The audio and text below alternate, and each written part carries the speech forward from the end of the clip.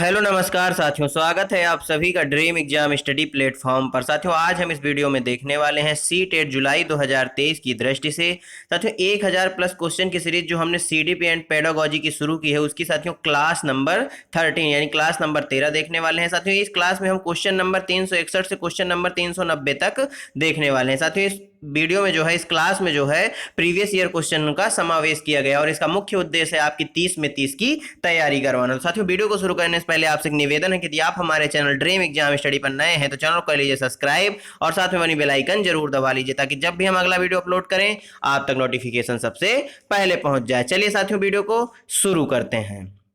साथियों, question number 361, निम्न में से किसने जोर दिया कि व्यक्तिगत विकास को सामाजिक और सांस्कृतिक संदर्भ के बिना नहीं समझा जा सकता? लेओ वाइगोत्स्की ने, जीन पियाजे ने, वीएफ स्किनर ने, या फिर साथियों लॉरेंस कोहलवर्ग महोदय ने? बताइए, निम्न में से किसने इस जोर दिया कि जो व्यक्तिगत विकास है वो सामाजिक और सांस्कृतिक संदर्भ के बिना नहीं समझा जा सकता? साथियों, बात करें यदि हम जीन पियाजे महोदय की तो इन्होंने किस चीज का सिद्धांत दिया साथियों? तो इन्होंने संज्ञानात्मक विकास का सिद्धांत दिया और इन्होंने अपने संज्ञानात्मक विकास की 4 अवस्थाएं बताई हैं। कितनी साथियों? 4 अवस्थाएं बताई हैं। बात करें बीएफ स्किनर महोदय की तो इन्होंने साथियों क्रिया प्रसूत अनुबंधन सिद्धांत दिया है। कौन सा सिद्धांत साथियों? क्रिया प्रसूत अनुबंधन सिद्धांत। लॉरेंस कोहलवर्ग ने किस चीज का सिद्धांत दिया साथियों? नैतिक विकास का सिद्धांत दिया है और इन्होंने अपने नैतिक विकास के सिद्धांत के 3 चरण और उन तीनों चरणों की 2-2 अवस्थाएं यानी कुल 6 अवस्थाएं इन्होंने बताई हैं। साथियों, इस क्वेश्चन का सही आंसर ऑप्शन ए लेओ वाइगोत्स्की हो जाएगा। इन्होंने सामाजिक और सांस्कृतिक विकास का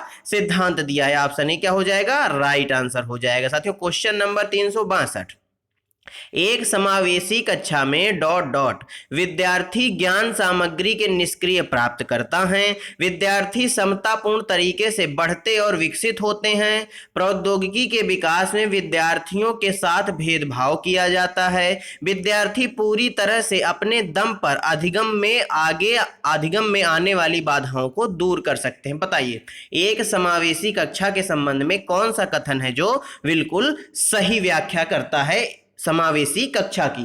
तो साथियों, वह कथन है विद्यार्थी समतापूर्ण तरीके से बढ़ते और विकसित होते हैं, यानी ऑप्शन बी क्या हो जाएगा इस क्वेश्चन का? एकदम राइट आंसर हो जाएगा। साथियों, क्वेश्चन नंबर 363, संवेगों से संबंधित समकालीन मनोवैज्ञानिक सिद्धांत संज्ञानात्मक और भावनात्मक प्रक्रियाओं के संबंध को किस तरह देखते हैं?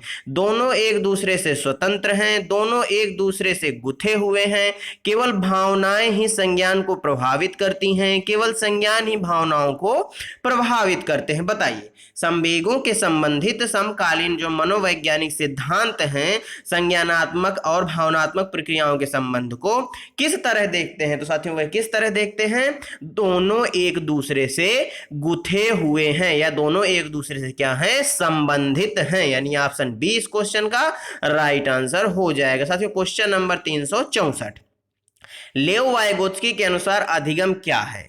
ज्ञान के निर्माण की संक्रिया साथियों सक्रिय नहीं होता, संक्रिया होता है। ज्ञान प्राप्ति की एक निष्क्रिय प्रक्रिया, अभ्यास व दोहराव की प्रक्रिया, उद्दीपन प्रतिक्रिया के संबंधों की प्रक्रिया? बताइए, लेओ वाइगोत्स्की के अनुसार अधिगम क्या है?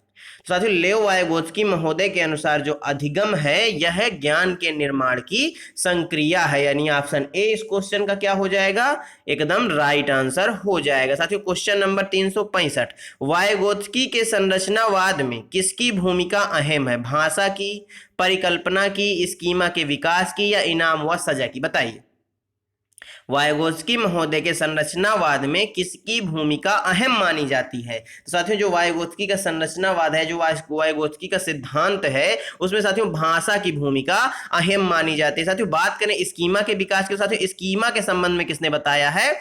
जीन पियाजे महोदय ने बताया। किसने साथियों? जीन पियाजे महोदय ने बताया। साथियों, स्कीमा क्या होता है? तो साथियों, स्कीमा एक ज्ञान की इकाई होती है। किसकी साथियों? ज्ञान की इकाई होती है। साथियों, क्वेश्चन नंबर 366, निम्नलिखित में से कौन सा कारक अकादमिक प्रदर्शन में विद्यार्थियों की सफलता के लिए जिम्मेदार नहीं है? साथियों, जो एकेडमिक होता है उसके प्रदर्शन में विद्यार्थियों की सफलता के लिए जिम्मेदार कारक कौन सा नहीं है?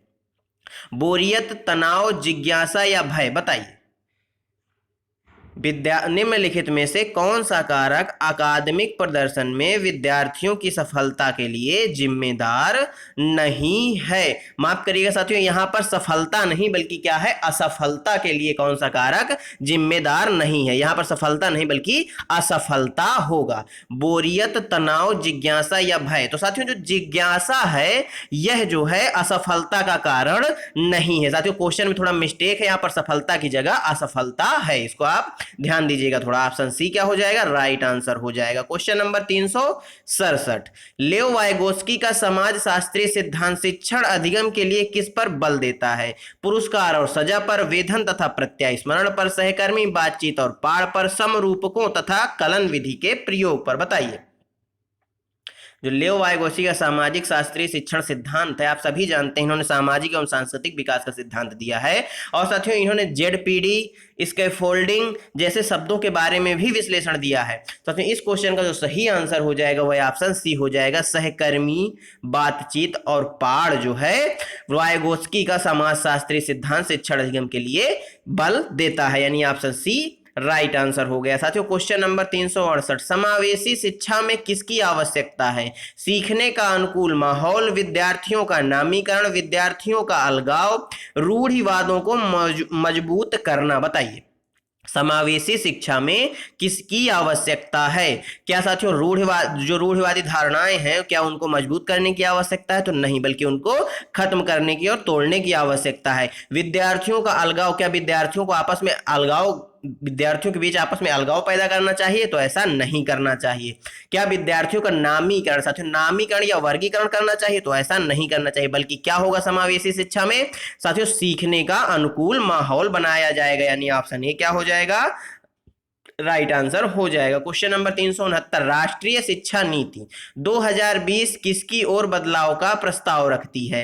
यह सीखना कि कैसे सीखना है, रटकर सीखने की प्रक्रिया, पाठ्यक्रम सामग्री में वृद्धि या मानकीकरण। बताइए साथियों बात करें राष्ट्रीय शिक्षा नीति की, तो साथियों यह किस समिति की सिफारिश पर आई, यदि आपसे पूछ ले तो साथियों यह कस्तूरी रंगन समिति की सिफारिश पर आई। इस क्वेश्चन का जो सही आंसर साथियों हो जाएगा वह हो जाएगा यह सीखना कि कैसे सीखना है, यह राष्ट्रीय शिक्षा नीति इस पर बल देती है। ऑप्शन ए क्या हो गया, करेक्ट आंसर हो गया। क्वेश्चन नंबर 370, निम्न में से कौन सा अभिलक्षण कोहल वर्ग के नैतिक विकास मॉडल में सम्मिलित है। नैतिक विकास के चरणों का स्वरूप सार्वभौमिक होता है, नैतिक चिंतन के विकास में निरंतरता होती है, नैतिक विकास एक क्रमिक प्रक्रिया नहीं है, यह संपूर्ण रूप से वातावरणीय कारकों पर निर्भर है, नैतिक विकास मुख्यतः सांस्कृतिक मूल्यों पर निर्भर है। बताइए निम्नलिखित में से कौन सा अभिलक्षण कोहल वर्ग के नैतिक विकास मॉडल में सम्मिलित है। तो साथियों जो नैतिक विकास के चरण हैं इनका जो स्वरूप है यह सार्वभौमिक होता है, यानी ऑप्शन ए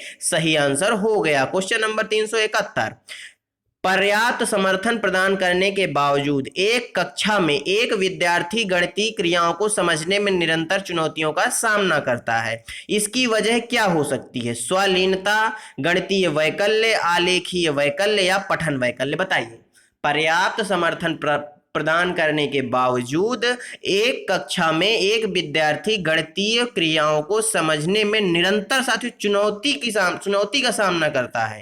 साथियों तो इसकी वजह क्या हो सकती है, तो साथियों स्वलीनता का क्या लक्षण है साथियों, तो जब संप्रेषण में कठिनाई महसूस हो तो वहां पर स्वलीनता होता है। इस क्वेश्चन का सही आंसर ऑप्शन बी हो जाएगा, गणितीय वैकल्य, क्योंकि साथियों ये गणित संबंधी समस्या है, इसको साथियों डिस्कैलकुलिया भी बोला जाता है। ऑप्शन बी क्या हो जाएगा, राइट आंसर हो जाएगा साथियों। क्वेश्चन नंबर 372, किसी संप्रत्यय के प्रासंगिक और अर्थपूर्ण होने के लिए क्या आवश्यक है। उपयुक्त परिभाषा द्वारा पढ़ाया जाना, बच्चे के जीवन संबंधित सामाजिक परिवेश से जोड़कर पढ़ाना, पाठ्य पुस्तक से बच्चों की कॉपी में ज्यों का त्यों लिखना, अच्छे से रट लेना ताकि विद्यार्थी प्रतियोगिताओं में हिस्सा ले पाए। बताइए किसी संप्रत्यय के प्रासंगिक और अर्थपूर्ण होने के लिए क्या आवश्यक होता है। तो साथियों किसी भी संप्रत्यय के प्रासंगिक और अर्थपूर्ण होने के लिए क्या आवश्यक है, बताइए तो क्या आवश्यक है साथियों, बच्चे के जीवन संबंधित सामाजिक परिप्रेक्ष्य से जोड़कर पढ़ाना, यानी बच्चे के पूर्व अनुभव को महत्व देना। ऑप्शन बी क्या हो जाएगा, राइट आंसर हो जाएगा। साथियों क्वेश्चन नंबर 373, लेओ वाइगोत्स्की के अनुसार शिक्षक बच्चों के अधिगम में किस प्रकार मदद कर सकते हैं? उपयुक्त इनाम देकर, सख्त सजा देकर, मदद की मात्रा व स्वरूप में बदलाव करके, उन्हें ब्लैक बोर्ड से सारे उत्तर नकल करवाकर। बताइए लेओ वाइगोत्स्की के अनुसार शिक्षक बच्चों के अधिगम में किस प्रकार मदद कर सकते हैं? क्या साथियों नकल करके? तो बिल्कुल नहीं, मदद की मात्रा व स्वरूप में क्या करके, बदलाव करके। ये जहां पर साथियों मदद की बात आए, सहयोग की बात आए, कोई सामाजिक परिप्रेक्ष्य का वर्णन आए, वहां पर साथियों लेओ वाइगोत्स्की की जो सिद्धांत है उसकी चर्चा हो रही है, यानी ऑप्शन सी इस क्वेश्चन का क्या हो जाएगा, एकदम राइट आंसर हो जाएगा। साथियों क्वेश्चन नंबर 374, निम्न में से कौन सा विद्यालयों में समावेशन की संस्कृति को दर्शाता है? विद्यालयों की जरूरतों को पूरा करने के लिए विभेदी आकलन को बढ़ावा दिया जाता है, विभिन्नता और विविध परिप्रेक्ष्यों को हतोत्साहित किया जाता है, विद्यालय में कुछ विद्यार्थी ही अभिवादित और समाहित महसूस करते हैं, विद्यार्थियों को उनकी योग्यताओं के आधार पर स्थायी समूहों में बांटा जाता है। बताइए निम्नलिखित में से कौन सा विद्यालय में समावेशन की संस्कृति को क्या करता है, दर्शाता है? समावेशन में आप किसी को बांटेंगे? बिल्कुल नहीं, बल्कि समावेशन में साथियों क्या किया जाता है, विद्यार्थियों की जरूरतों को पूरा करने के लिए विभेदी आकलन को बढ़ावा दिया जाता है, यानी ऑप्शन ए क्या हो जाएगा इस क्वेश्चन का, राइट आंसर हो जाएगा। विद्यालय में कुछ विद्यार्थी अभिवादित और समाहित महसूस करते हैं, ऐसा भी नहीं है। विभिन्नता और विविध परिप्रेक्ष्यों को हतोत्साहित नहीं किया जाता, यानी ऑप्शन ए क्या हो जाएगा। हर जगह साथियों विभेद का गलत निगेटिव अर्थ नहीं होता, कई जगह पॉजिटिव भी होता है, यहां पर साथियों पॉजिटिव अर्थ की बात हुई है, ऑप्शन ए इस क्वेश्चन का करेक्ट आंसर हो जाएगा। क्वेश्चन नंबर 375, जब सीखी जाने वाली सामग्री हो तो विद्यार्थी बेहतर सीखते हैं, जटिल और व्यापक हो, मौजूदा ज्ञान से जुड़ी हो, अव्यवस्थित और असंगठित हो, उनके सामाजिक सांस्कृतिक संदर्भ से भिन्न हो। बताइए जब सीखी जाने वाली सामग्री क्या हो तो विद्यार्थी बेहतर तरीके से सीखते हैं। तो साथियों जब सीखी जाने वाली सामग्री मौजूदा ज्ञान से जुड़ी हो तो विद्यार्थी बेहतर तरीके से सीखते हैं, ऑप्शन बी राइट आंसर हो जाएगा। क्वेश्चन नंबर 376, समीपस्थ विकास के क्षेत्र का संप्रत्यय किसने प्रतिपादित किया? जेरोम ब्रूनर, डेविड ऑसवेल, रॉबर्ट गेने या लेओ वाइगोत्स्की? साथियों समीपस्थ विकास का क्षेत्र यानी साथियों जेडपीडी के बारे में लेओ वाइगोत्स्की महोदय ने बताया। जेडपीडी साथियों होता क्या है, मान लीजिए कोई बच्चा यहां से कार्य करना, कोई समस्या हल करना शुरू करता है और वो यहां तक आता है, यहां पर आकर वह अटक जाता है, तभी साथियों बाहर से कोई शिक्षक होता है, कोई उसका दोस्त भी हो सकता है या उसके अभिभावक भी हो सकते हैं, उसको क्या करते हैं, संकेत देते हैं, या साथियों जिस संकेत देने को क्या कहा जाता है, पाड़ कहा जाता है, यानी इसको पाड़ प्रदान करते हैं या इसके फोल्डिंग प्रदान करते हैं, तो वह बच्चा इस बिंदु से इस बिंदु तक समस्या को हल कर लेता है। यानी साथियों ये जो बीच में क्षेत्र बना, जो क्षेत्र बना यह साथियों जेडपीडी कहलाता है या समीपस्थ विकास का क्षेत्र कहलाता है। आई होप आपको बहुत अच्छी तरीके से यह समझ में आ गया होगा, ऑप्शन डी राइट आंसर हो गया। क्वेश्चन नंबर 377, एक बच्चा जो आंशिक रूप से देख सकता है उसे घर पर शिक्षा प्राप्त करने के लिए प्रेरित करना चाहिए, उसे एक अलग संस्थान में रखने की जरूरत है, समावेशी प्रावधानों का पालन करने वाले नियमित स्कूल में जाना चाहिए, बिना किसी विशेष प्रावधान वाले नियमित स्कूल में डाल देना चाहिए ताकि उसकी स्थितियों से जूझने की क्षमता विकसित हो। बताइए साथियों एक बच्चा जो आंशिक रूप से देख सकता है, यानी साथियों बच्चे को क्या है, दृष्टि दोष है, तो साथियों उसके लिए उसके साथ क्या करना चाहिए, तो साथियों उसे समावेशी प्रावधानों का पालन करने वाले नियमित स्कूल में जाना चाहिए, यानी ऑप्शन सी इस क्वेश्चन का करेक्ट आंसर हो जाएगा। साथियों क्वेश्चन नंबर 378, इनमें से कौन सी नीति छात्रों को चिंता का सामना करने में सहायता नहीं देती? छात्रों को अधिगम की प्रभावकारी और अर्थपूर्ण विधियां सीखना, छात्रों को लघु अवधि के यथार्थवादी लक्ष्य निर्धारित करने में सहयोग देना, छात्रों को अपनी चिंता की अनुभूति का स्रोत पहचानने में मदद करना, कक्षा में छात्रों के प्रदर्शन की एक दूसरे से तुलना करना। बताइए साथियों इस क्वेश्चन का सही आंसर क्या हो जाएगा? साथियों इस क्वेश्चन का सही आंसर क्या हो जाएगा? कक्षा में छात्रों को प्रदर्शन की एक दूसरे से तुलना करना, यह काम नहीं करना चाहिए, यानी ऑप्शन डी इस क्वेश्चन का राइट आंसर हो जाएगा। क्वेश्चन नंबर 379, इनमें से कौन सा अध्यापक द्वारा पाठ का उदाहरण नहीं है? अनुकरण के लिए कौशलों का प्रदर्शन करना, रटना, इशारे एवं संकेत देना, सहपाठियों संग साझा शिक्षण। साथियों साझा शिक्षण यह पाठ का उदाहरण है, इशारे संकेत पाठ का उदाहरण है, अनुकरण के लिए कौशलों का प्रदर्शन यह भी पाठ का उदाहरण है। प्रदर्शन करना मतलब साथियों संकेत देना, लेकिन रटना जो है यह पाठ का उदाहरण नहीं है। ऑप्शन बी इस क्वेश्चन का क्या हो जाएगा? राइट आंसर हो जाएगा। क्वेश्चन नंबर साथियों 380, एक संरचनावादी कक्षा में निम्न में से किस पर महत्व दिया जाना चाहिए? संकल्पनात्मक मूल्यांकन पर, संरचनात्मक मूल्यांकन पर, एक आयामी मूल्यांकन पर, या मानकीकृत एवं समान मूल्यांकन पर? बताइए। तो साथियों एक रचनावादी कक्षा में किस पर, संरचनावादी कक्षा में किस पर बल देना चाहिए? संरचनात्मक मूल्यांकन पर बल देना चाहिए। ऑप्शन बी करेक्ट आंसर हो गया। साथियों क्वेश्चन नंबर 381, किस प्रकार की प्रेरणा उन गतिविधियों से जुड़ी है जो अपने आप में आनंददायक व संतोषजनक है? आंतरिक अभिप्रेरणा, गुण विषयक अभिप्रेरणा, बाह्य अभिप्रेरणा, या स्थिति विशेष अभिप्रेरणा? बताइए साथियों किस प्रकार की प्रेरणा उन गतिविधियों से जुड़ी है जो अपने आप में आनंददायक व संतोषजनक है? तो साथियों वह है आंतरिक प्रेरणा, यानी ऑप्शन ए क्या हो जाएगा? राइट आंसर हो जाएगा। क्वेश्चन नंबर 382, क्रिकेट पर वार्तालाप के दौरान एक अध्यापक अधिकांशतः लड़कों से सवाल पूछ रहा है और लड़कियों से नहीं। अध्यापक की यह क्रिया किसका उदाहरण है? जेंडर सशक्तता, जेंडर पक्षपात, जेंडर प्रासंगिक संबद्धता, या जेंडर धमकी? बताइए। लड़कों से क्रिकेट के संबंध में बात करना परंतु लड़कियों से ना बात करना, साथियों यह क्या है? जेंडर पक्षपात है, यानी ऑप्शन बी करेक्ट आंसर हो जाएगा। साथियों क्वेश्चन नंबर 383, बच्चों में सृजनात्मकता को किस प्रकार सुसाध्य किया जा सकता है? अन्वेषण को प्रोत्साहित करके, अध्यापक केंद्रित शिक्षा शास्त्र द्वारा, लगातार अभ्यास को दोहराकर, केवल अनुकरण द्वारा? बताइए बच्चों में सृजनात्मकता को किस प्रकार सुसाध्य किया जा सकता है? साथियों किस प्रकार सुसाध्य किया जा सकता है? अन्वेषण को प्रोत्साहित करके, यानी ऑप्शन ए करेक्ट आंसर हो जाएगा। साथियों क्वेश्चन नंबर 384, समस्या समाधान कौशल को किस प्रकार बढ़ाया जा सकता है? उपकरणों या सामग्रियों में परंपरागत इस्तेमाल पर ध्यान देकर, समस्याओं को मानक प्रारूपों में प्रस्तुत करके, समाधानों के वैकल्पिक तरीकों को मानकर, या यंत्रवत याद करके? बताइए समस्या समाधान कौशल को किस प्रकार बढ़ाया जा सकता है? तो साथियों समस्या समाधान कौशल को समाधानों के वैकल्पिक तरीकों को मान करके बढ़ाया जा सकता है, यानी ऑप्शन सी क्या हो जाएगा? राइट आंसर हो जाएगा। क्वेश्चन नंबर 385, जब बच्चे अपने अनुभवों को अपने वर्तमान स्कीमा में समाहित करते हैं तो इसको डॉट डॉट कहते हैं। आत्मसातीकरण, समायोजन, केंद्रीयता, या संरक्षणता? बताइए। जब बच्चे अपने अनुभवों को अपने वर्तमान स्कीमा में समाहित करते हैं तो साथियों इस प्रक्रिया को आत्मसातीकरण कहा जाता है। ऑप्शन ए क्या हो जाएगा? राइट आंसर हो जाएगा। क्वेश्चन नंबर 386, निम्नलिखित में से कौन सी शैक्षणिक प्रणाली अत्यधिक दृष्टिबाधिता से जूझते हुए विद्यार्थियों के समावेशन हेतु प्रभावशाली नहीं है? प्रत्यक्ष और स्पष्ट रूप से बोलना व पढ़ना, तीन आयामी नक्शे और चार्ट, ऐसी किताबें और बोर्ड जिनको छुआ या महसूस किया जा सकता है, दृश्यात्मक प्रस्तुतिकरण देने के लिए कंप्यूटर का उपयोग। साथियों दृष्टिबाधिता है तो आप दृश्यात्मक चीजें जो होंगी उनको आप एलिमिनेट कर देंगे।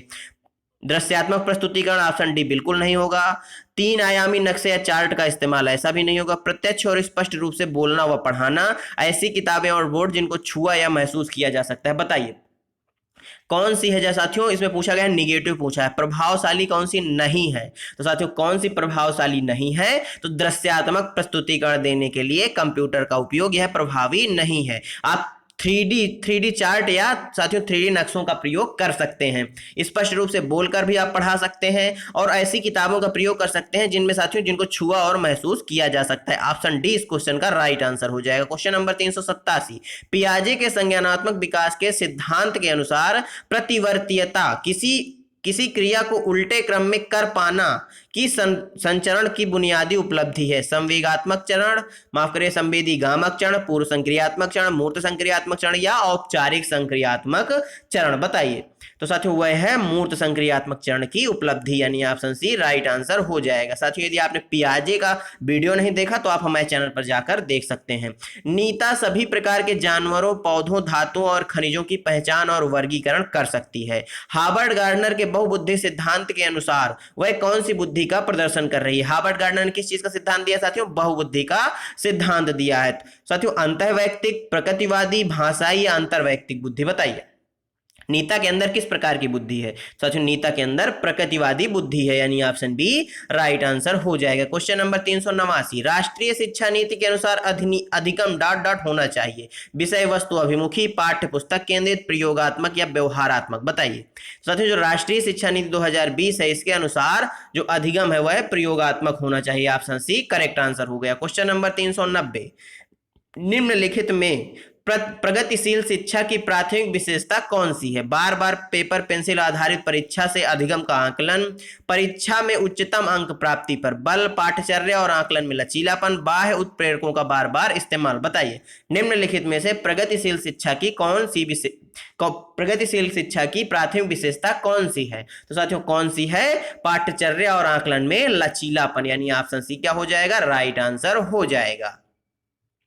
साथियों धन्यवाद आप सभी का हमारे साथ जुड़े रहने के लिए। साथियों आज की वीडियो आपको कैसी लगी हमें कमेंट बॉक्स में जरूर बताइए। साथियों आज की वीडियो में हमने क्वेश्चन नंबर 361 से 390 तक कंप्लीट कर लिए हैं। साथियों यदि आपको वीडियो अच्छी लगी हो तो वीडियो को लाइक कर दीजिए और अपने दोस्तों के साथ शेयर कर दीजिए। साथियों यदि आप चैनल पर नए हैं तो चैनल को कर लीजिए सब्सक्राइब और साथ में बनी बेल आइकन जरूर दबा लीजिए ताकि जब भी हम अगला वीडियो अपलोड करें आप तक नोटिफिकेशन सबसे पहले पहुंच जाए। चलिए साथियों मिलते हैं आपसे अगले वीडियो में, तब तक के लिए जय हिंद, जय भारत। अपना और अपनों का ख्याल रखिए, सभी का सम्मान करिए। धन्यवाद साथियों।